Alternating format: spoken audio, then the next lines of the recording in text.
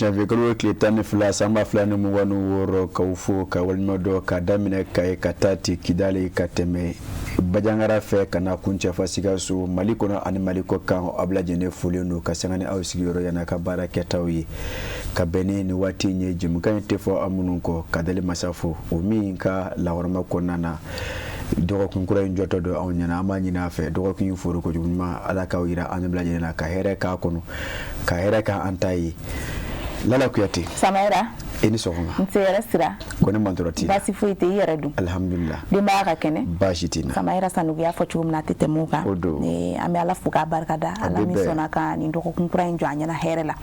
o kofe ame an kuntigi Muhammad fukisin ne mabaka ame ali mula horoma la jien kono bi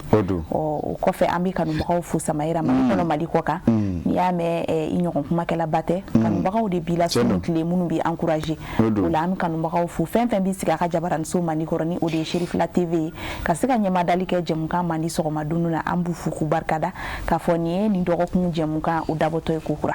wala la kuyati ni kuma ya andono chaya aish wati abena fo ay donge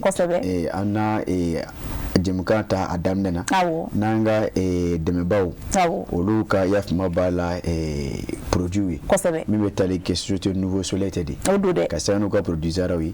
ana ata alagina sote NSI ni o folo momme ana o shuru nala so kodi odo le Samaira o shuru na mo mi ante wala awo amta te NSI premier mi te NSI te dore o te nouveau soleil di te zara dogondu ama ale mi gasoro ka sigana bebe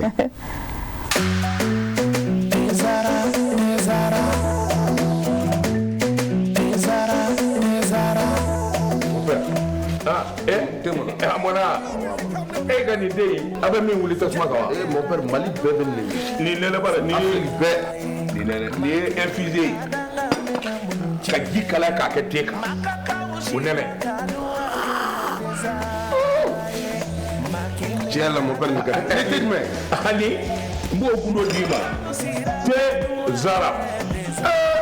mon père am bebe ko kele na sare ni akuma bay ni do na surprise kilo ni do bien amangani sisan wani ye te ko ta te zara te ka te di abi sabi sababo ni te wore be ni di ya gla kura ka segi kana na ka ke ko ko wa ne ba infusé de mi ha même bien ya kli quoi appelez moi wa je ma on est de tew ka te la higa so za bole be fele fe ngade jama jara kadua ke tezarai makele gadanga mena budji Allah farafidenu jara kadua ke tezarai makele gadanga mena budji Allah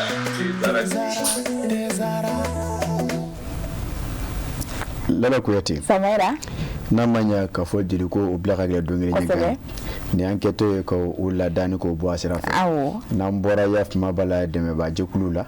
lala kuyate ni mafli jemka anatemenai nala sona Samaira amtemeni jemka ya fo chugo mina na mbora tezara premier la amita nga clip du jour la ya sahali bi nga siga farfoni ani ni sonja chama soro jemka ko nana clip du jour ote maware sa o zigiri Amidou Koulibaly Amidou Koulibaly mi mamma na kabulu so mara na mbu nyama da ka soro ka singana nala sona I'm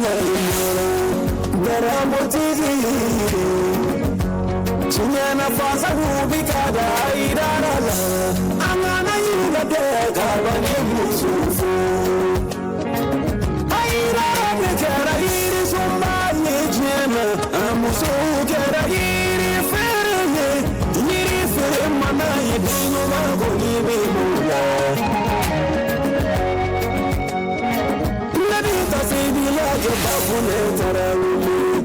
ita le ko fe idogo ni be ila digimba ni munugo do idogo ni be ila digimba ni sabali ko do idogo ni be ila digimba ko ila do ni idogo ni be ila digimba tati jara barleme sirifila tati aisha barleme tati fatuma barleme sirifila tati halima barleme sirifila dubai nana ni aidara se pasida fu anyere bi wasuma sirifila Dilamo kunyu mauna Ayereme wasana Ayemu jogo kelame Ayereme wasana Jama para jogo Anyerebi wasana Shirifila Futi jagele Nyumano waliyama Wemite wani Ala kautuma Imana dobi dudo Iba soro dumali ya werelime Aidara kadugo no musugo yikilu Karisa teyo tesirifila Aidara te ubede yijulikilu Imana dodugo ukono agajati milege Iba soro musugo nija daga singilena Bebe dole kono daga sigifama gachaya Imana kerefe daga sigichaya leduga kono Iba soro bendi masabati Siri fila daga dagabati Musomu na dusi ibidura Musomu masode dusi ibichi Aigara kaduga cha musomu nisama Midubi auga numefa Nisabuza Aoye mine bariye Abanye bahadala Ke alijina sare arabi Todo tigi fe furuma Nuno figa seidu soma Jama tigi fe furuma Nuno figa seidu soma Nuno sugu bidu au kasani watibera Nuno sembola kunyenye nina uwecha Haidara musomu yimindada Kakara jamai maraju Asiri fika ifo Nana fawama fafa Afalitu manandasa Adi wasona uye haidara Adi wasona uye Adame aula haidara dondama Ubi wasona uye awode umedama Kakara jigi Kawi mwana jamuma Namunatu sarawa Haidara musumuda Amisarutu majubi Kama nabuna yaula Ami wasura yaula Ayaw bulu fula korota Lekam nashifila Walide lama mi maula Amma unyo kone Kalani nene mi maula Amma unyo kone Jitu mesawu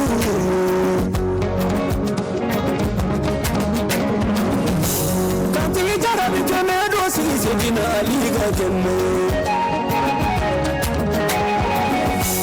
Samiara Samadia Fatima Tabike Mesiki Fatima Lala Kuyate Samara Zigire Amidou Kulubali fo ni amba ufasai ka wali nyimando kosebe ka fo dongli ajame wallahi dogun yerete akoroko do ame afo kosebe wo adame mamuna Lala Kuyate ka fo ani ukaka wallahi Lala Kuyate medile ko de fo yi mata no do blaje ne kana blaka afato don kono wallahi no kera Lala Kuyate nyumangelo be sala nyumangelo wiche Samara so Lala Kuyate ame amba ufo ko wali nyimando tanjara na dogonu ka do ke uyi wallahi ala hanyeme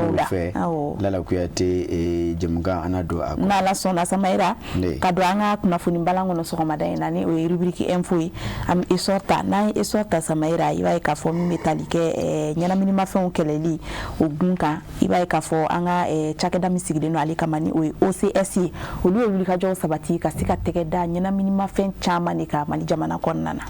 Lala Kuyate abebe Tony bisaba bonyongoma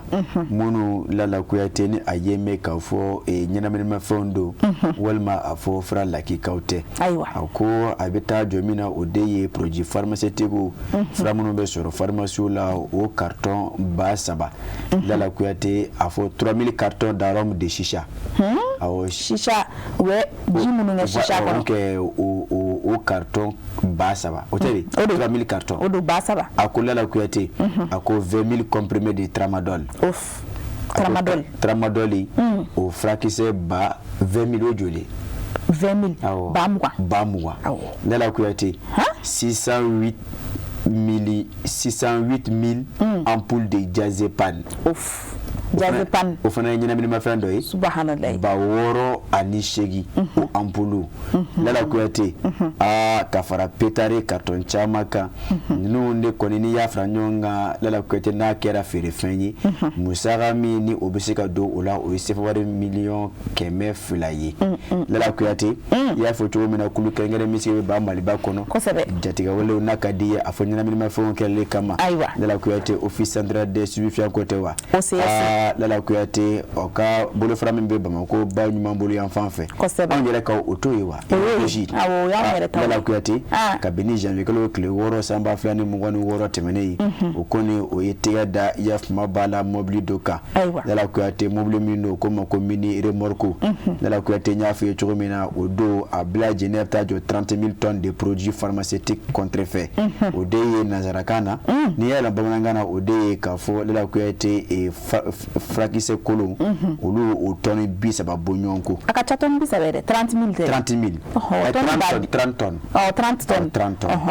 ojoli we bisaba ona toni bisaba anuko Lala Kuyate ako ni ya tagalaga anyama ko ni nyefolke ala ako Lala Kuyate femingera sababu olu ko nga sika tega da ko inka odeye kasangane kuno fone otale kadi omo Lala Kuyate ka yira ka fo sika ko ni keme mobili dola mimbe tale ke ngoloni na Bamako yara maraka fo flana konnana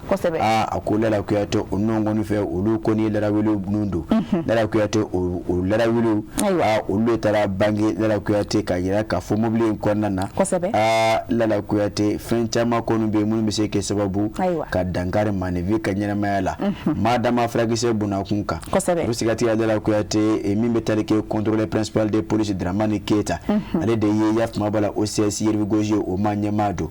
ayira ka fo okoni sele otara soro Lala Kuyate makre ne be mobili ngonnana ni obetale ke abolibala Lala Kuyate oye jamana minka ode ganaye onongo ni fe oye wele bla omo Lala Kuyate ni kalaba ka mobili ngoni ni ka lasa ko faka kafara abulu kono fe bla jeneka Lala Kuyate nya fe chomena ayira katafo ni nyana minima fe nche jugo de ba kono onongo ni fe ukona ayira ka fo Lala Kuyate mobili konna fe ko metata sma shuru ala ne ka jeni ba o fe no Lala Kuyate atesika du na kira du fenye abe dankare yaf mabala guna adamade alega kenya de la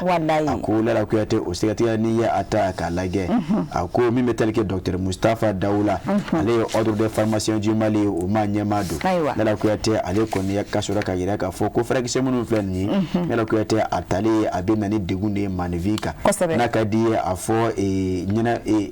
respiration te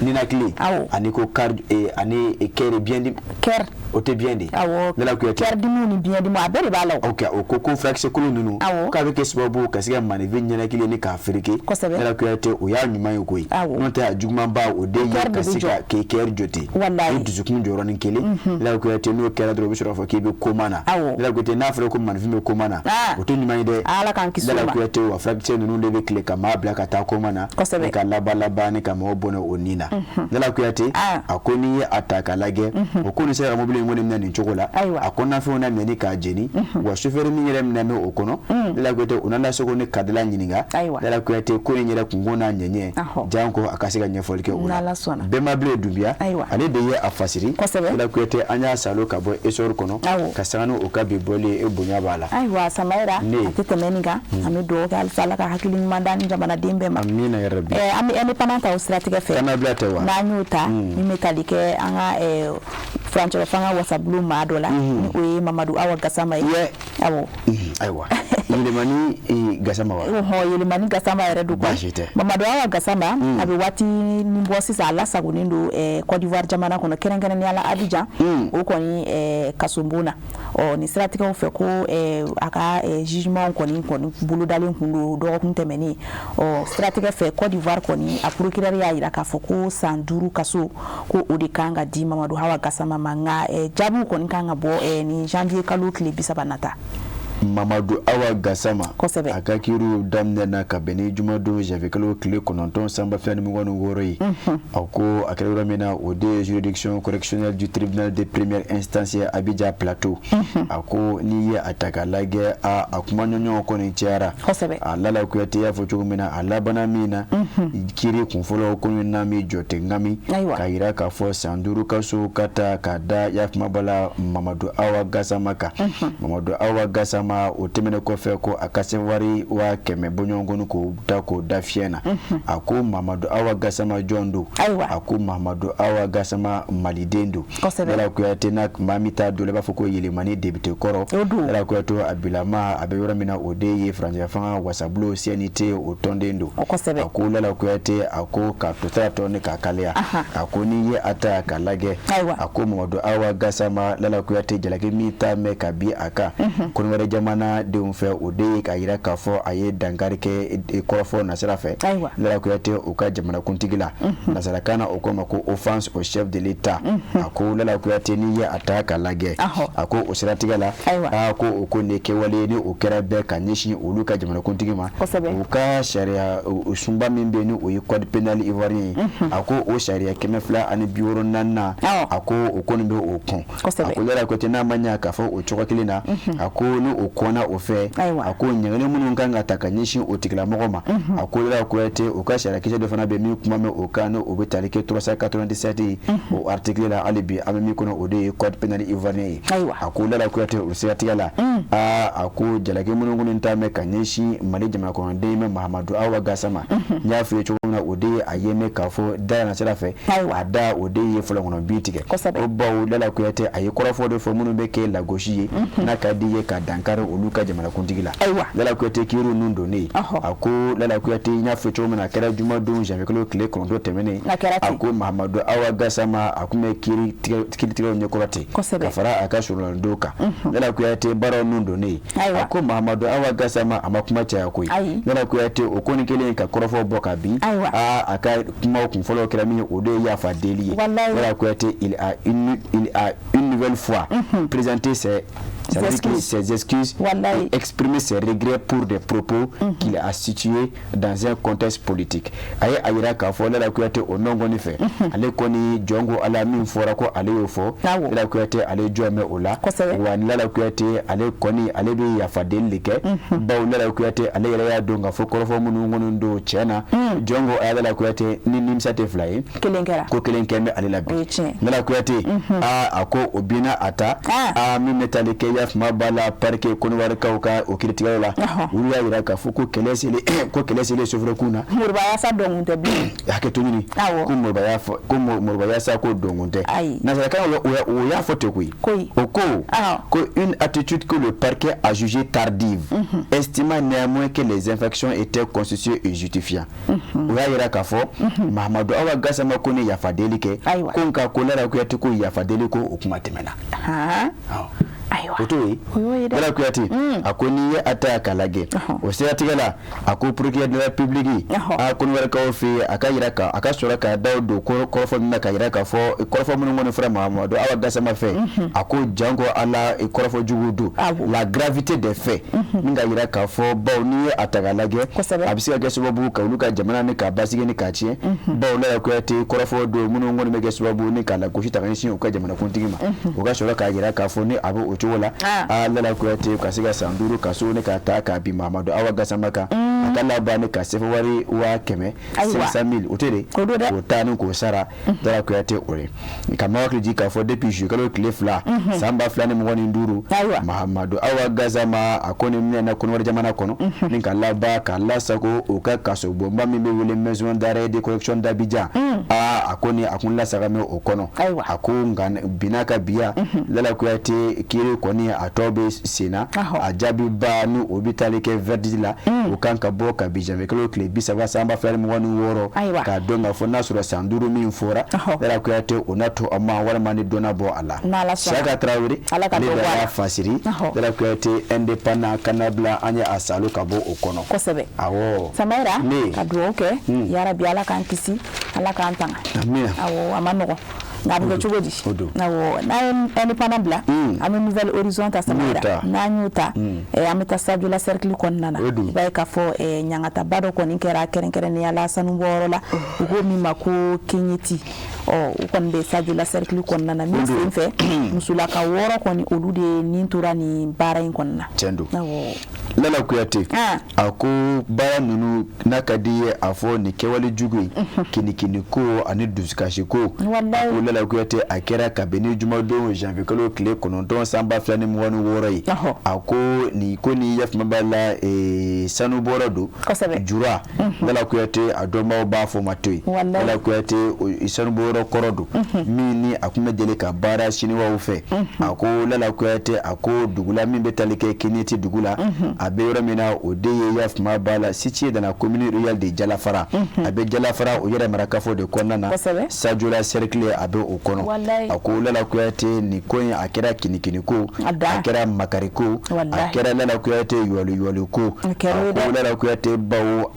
o sanubɔyɔrɔ kɔrɔ dɔ de filɛ ka dafiri an balaka 6 kan Lala Kuyate minnu cɛra Lala Kuyate n'i ye a ta k'a lajɛ npogotigini 2 bɛ a la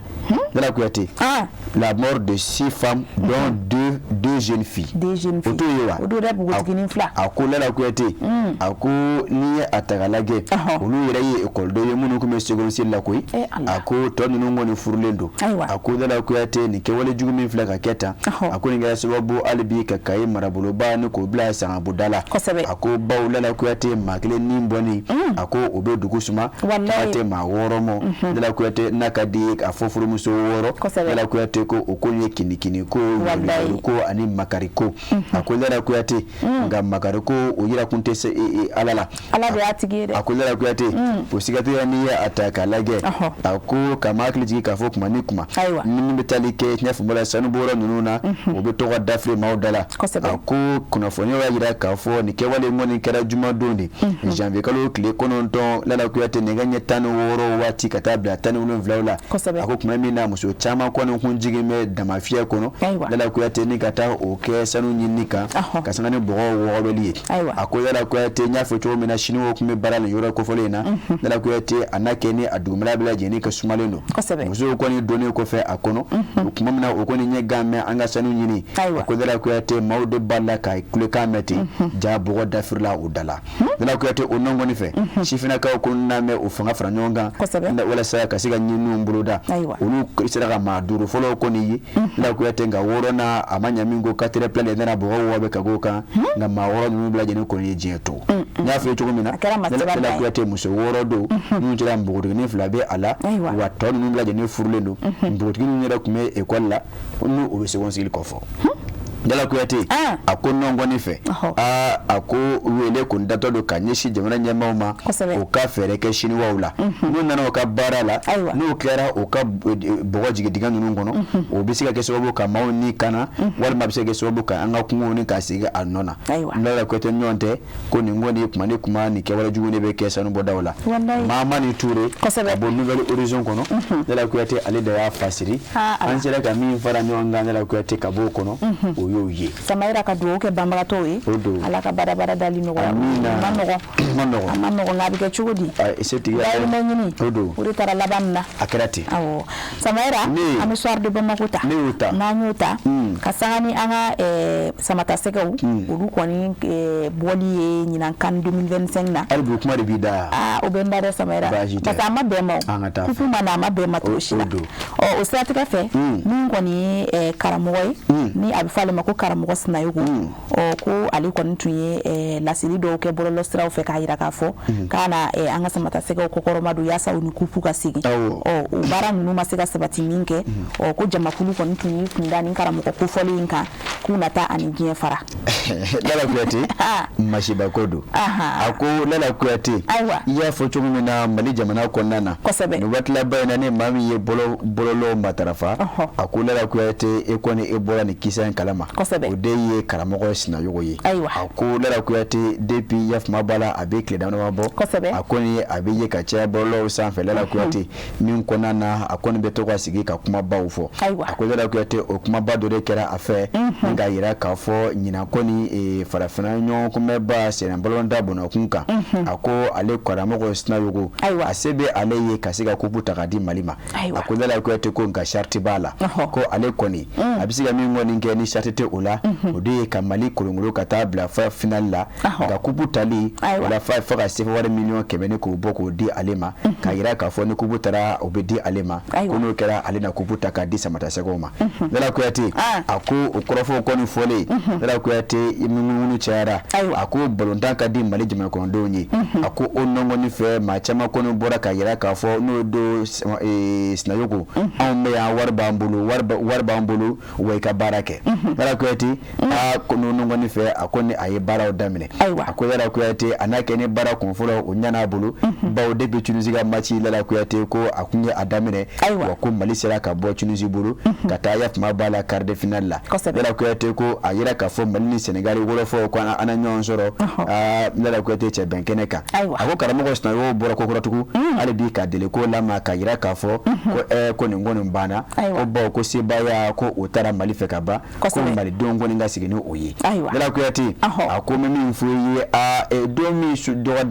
ye ma dɔgɔda o bɛ se kuma tɛ min dɔgɔdalen don a ko a bɛna min ko juma don o sera a ko nka Mali ani Senegal ka balontan na an ma sebaya sɔrɔ dɛ a ko Senegal o kɔni o y'an ci 1 ani kanangolo a ko jamakulu Lala Kuyate o nisɔngoyalen o kɔni hiri kɛ ka ɲɛsin karamɔgɔ Sinayogo ale dagayɔrɔ ma a ko Lala Kuyate min kun y'a yira k'a fɔ ɲina walanba ale n'a a sɛnsɛn ka don faso Mali kɔnɔ Lala Kuyate jamakulu kɔni y'a yira k'a fɔ olu na taa a ka dagayɔrɔ filekolon ci ni k'a da kolon ci a ko bawo a ye olu kɔni bila yafuma b'a la kinigini kɔnɔ ka sanga ni yafuma b'a la du f'u ye a ko nka min kɛra kunnaja ye karamɔgɔ Sinayogo wolomasiri tabaw b'a bolosilakaw olu ye sɔmi sɔrɔ u taara yafuma b'a la dɛmɛ ni dɛmɛ ta ka ɲɛsin karamɔgɔ Sinayogo ka dagayɔrɔ ma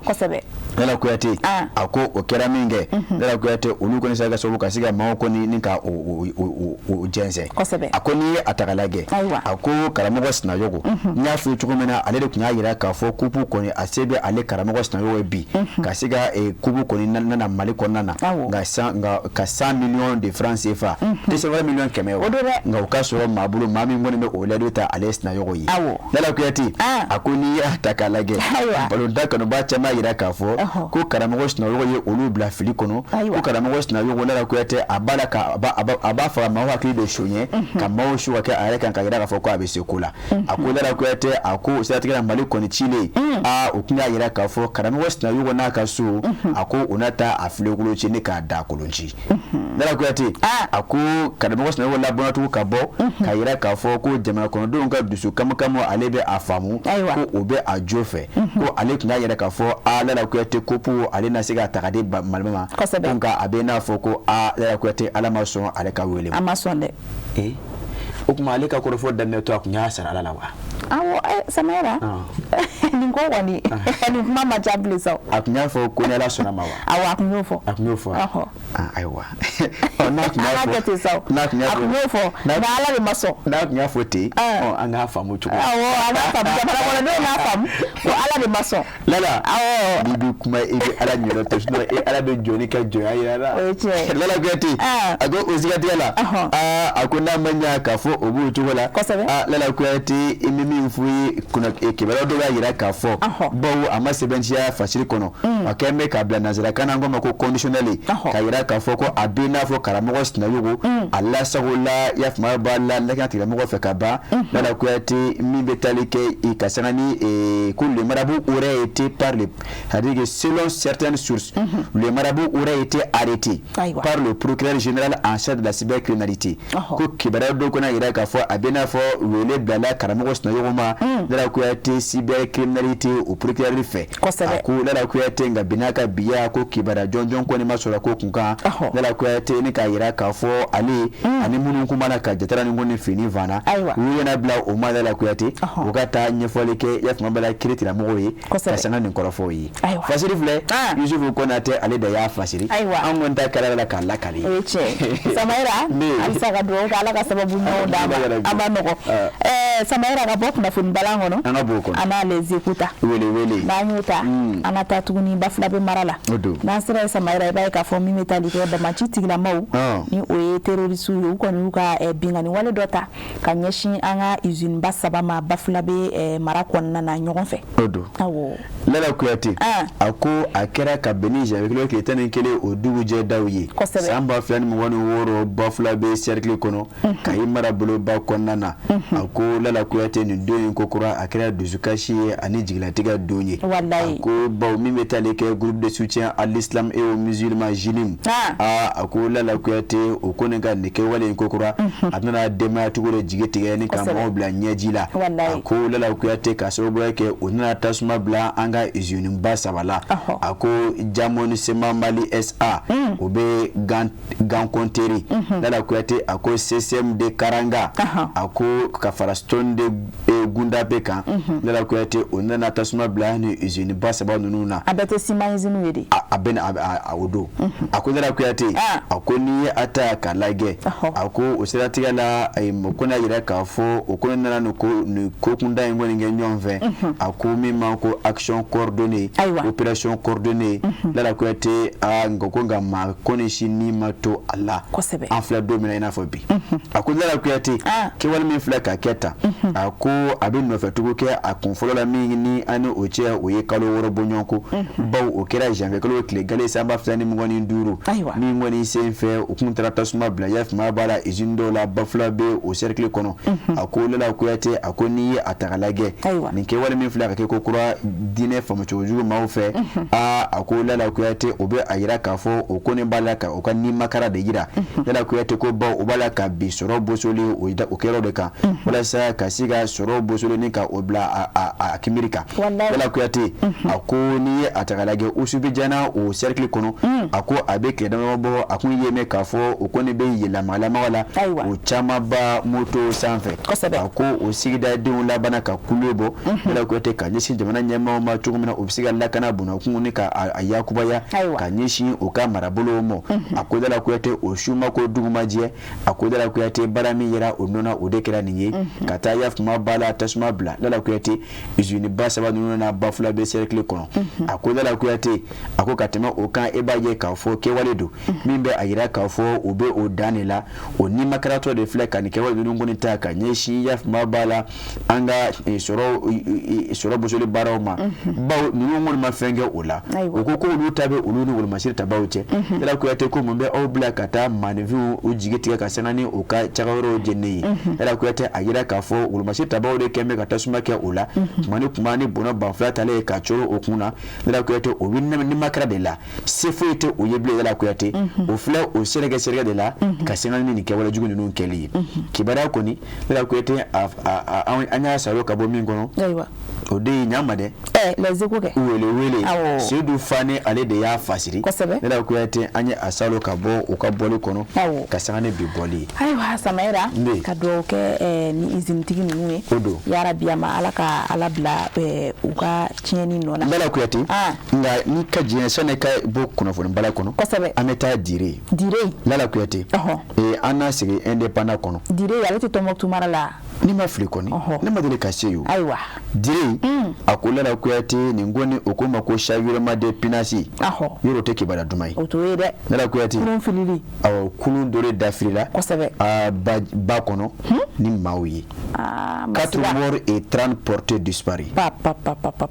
Nala Kuyate mɔgɔ 4 olu koni de su de sera ka ye fɔlɔ nka maa 30 buɲɔgɔnko hali bi o b'a la ka ɲini. La ilaha illallah Muhammad. Nala Kuyate a ko fasirikɛba ST a ye a yira k'a fɔ a ko min fɔ ye ba bolo kan a ko Nala Kuyate min bɛ tali kɛ dire ye cercle la a ko o bɛ sangaboda la dɛ a ko ka bɛn ni alamisa su ka dugu jɛ juma na a ko min bɛ tali kɛ pinasi dɔ la o kɔni dafiri la ni a kɔnɔmɔgɔw ye Nala Kuyate min kɛra sababu ka se ka o ɲɔgɔn fɛ ka maa 4 kɔni bɔnɛ o ni na Nala Kuyate ka se ka maa 24 k'olu sɛbɛn kɔrɔ jogo Nala Kuyate ni ka laban ka maa 30 ani buɲɔgɔnko olu kɔni tunun bɛ fɔlɔ Nala Kuyate olu bɛ ɲini bolo kan a ko kibaruya yira k'a fɔ Nala Kuyate an ye min sɔrɔ ka bɔ studio tamani yɔrɔ ka yira k'a fɔ Nala Kuyate nin kɔni a pinasi a bɔra yɔrɔ min na Nala Kuyate o de ye yafama b'a la Buramu Sidi Amaru o sugu ye Nala Kuyate a bɔtɔ don o de la a taatɔ yɔrɔ min na o de ye Tɔnka ye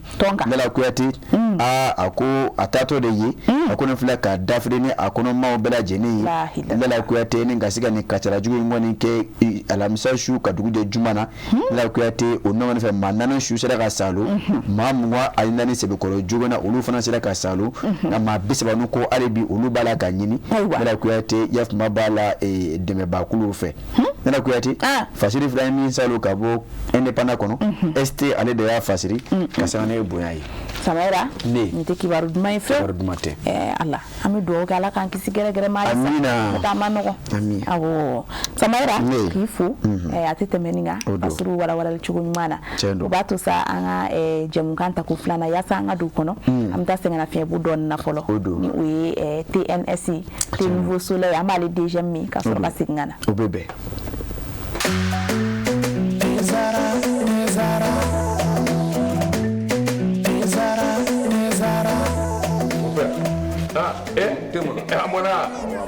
e ka nin den in a bɛ min wuli tasuma kan wa mon père Mali bɛɛ bɛ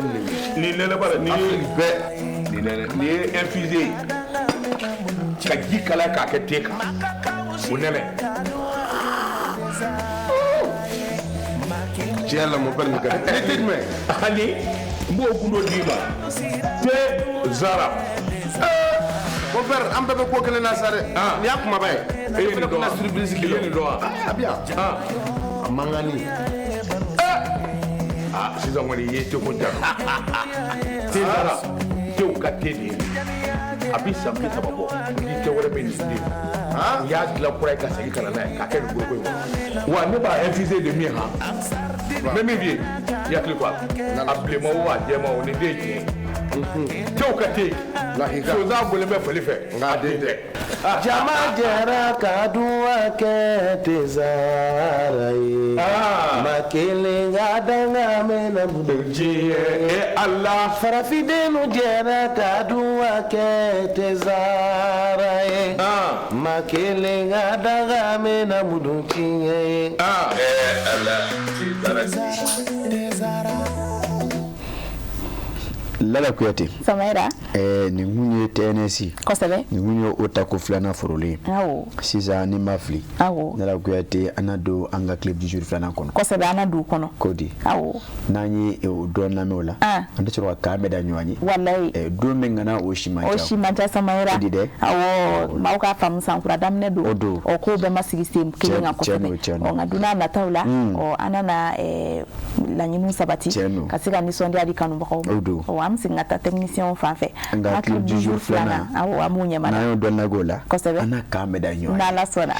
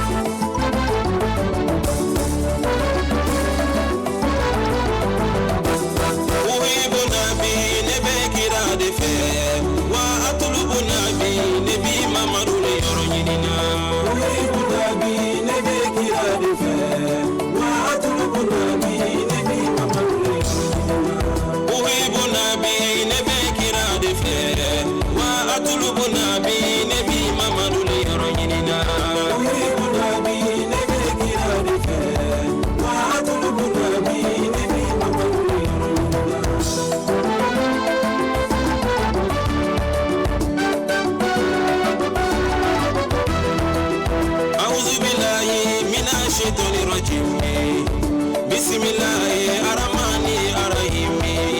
Allahumma salli ala Muhammadin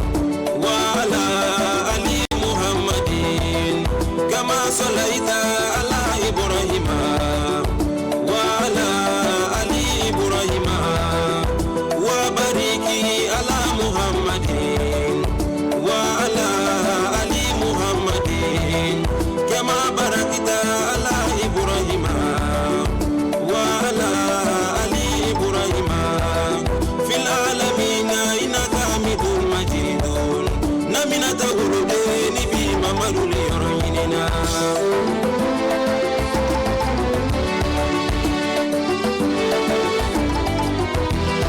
namina tawrude nabi mamadu fe abdullahi de nabi kira de fe qurashude nabi mamadu fe arabude nabi kira de fe sabu sangolo le yerala kira mamadu ye kalole sharia la kira mamadu ye kabano le taramana kira mamadu ko yirisu tamana kira madu no fe atama de unu danani kira to goli amara wa furunani kira to goli sinani ne kisilani kira to goli yome be kisilani kira to goli atama de no kisila jinawle kisila ali bigo be kisilani kira to goli yiru be kisila munane te ne kisi yiri kele bolo jamani ki mamaru le yoromina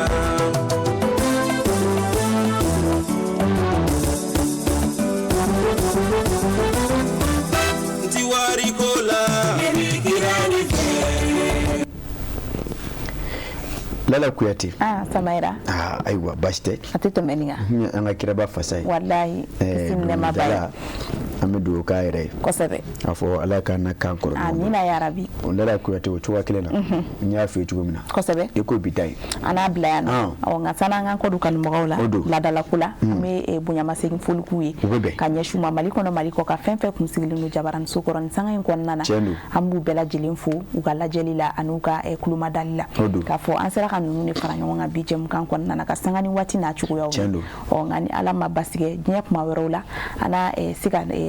wulika jo sabati ka siga nisondi ala se uluma kuna fungu na sira ofefuka ta se dugu kunga ngula una nyogo na chama wero yasa usiga nimsi wasasoro. O Samaira amta Côte d'Ivoire ka fuli di Côte d'Ivoire ka o makerengere ni ala amta Bouaki ka fuli di Bouaki ka o bema ya Kuyate ka be ka jemka na jen sanga ngor al no ya sura faru juli mbate Samaira kanga sama dwula ala ka no ya kai amina ya Rabbi amina ya Rabbi o strategie famille singana maliko no katafu masina anka no baka bilibili ni we madam Jara e umu kuita sida umu kuita ka fu pharmacie bilibili ngono ka fu ala ka nasara kanuna gulute o strategie fe ka bela jili fa min to fama min to fo nala mabaske na sinirana aw ni awam singa nyoko soro ya tuko chendo o choge ngala Kuyate ka fana ka fu chokola fana bela jini fulindo wati na jimngambe lage ko sebe fana kerenge na nyama tijana kuna tena ka kole adala Kuyate jimngambe te fo okode mone kuma obe ogira ona ka fo obe ka jimngan lage amo fo ko wal mado maliko na ani maliko ka ela Kuyate era folin ko fe ame olu bela jini fu ka sangano ukadana ya tale kada onka nga chokoroba nyuma fu ela Kuyate nga sobu nyuma mbe tali ke yaf mabala e ba madani de ani baisa trabre de mali islam to nga franyo to ma o conseil islam jumale manyamado mali islam dina nyama ka je kuluba groupe madeli spirituel mi manyamado islam ya de meto ani so no yoran fana nkara mo ase de sherifu so mala haidara ka de maya ni wati na me nyere ka DGP fu yaro amala kala boko de wari awa dambela ko di ay ngoni ndila ha fuyo ay ci ko foy tayla ni du fuyo sisa ngoni anye boabla ay boabla ama nga bo anti mena boala ama nga bo ko aka auto bo sisa ngoni anye boabla abala sisa on me mi fuyi amme wala mai sami kunu wala ya ngere kala ni ameka angoni meka aka te me ona odi kada oni ndira na fo to kerengerni ma di DGP ma aka fo kwani jadi wallahi yatina abe kunwari alaka sidna Jini Shirifula Murike Iblim Fanabi Haruna Rashid Amma Ubla Jini fu ka fola ka signo be amina ya rabbi ka signo be amina ya rabbi sino la ko tante na bola awo kada ngere asona kada kanu la ni fa go be de ayare ay bo ka ni me sawa samera ka mate samera ni fo boa me ka ba ayanga tula bajite ko se bela ko tabe bela jide fa bela mate ta fenna ma bashike shina me nyon sore 10h 11h ko se no te sige be ganinga bishuina 23h 0h ala ko irana amina ala kashin faranshi amina si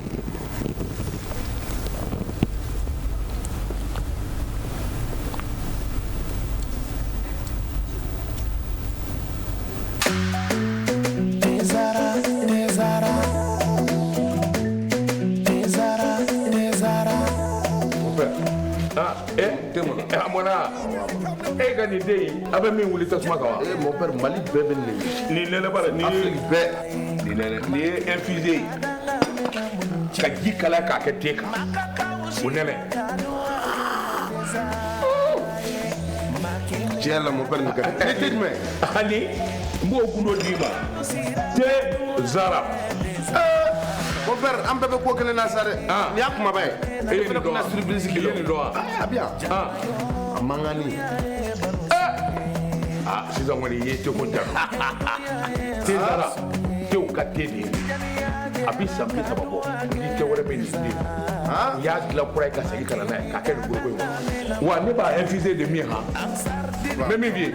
i hakili to a la a bilenman o a jɛman o nin den ye tiɲɛ tew ka te sonsan bɔlen bɛ fali fɛ nka den tɛ jama jɛra ka duwa kɛ te zara ye ma kelen ka danga mɛna diɲɛ ala farafidenu jɛra ka duwa kɛ te zara ye ma kelen ka danga mɛna mudun tiɲɛ ye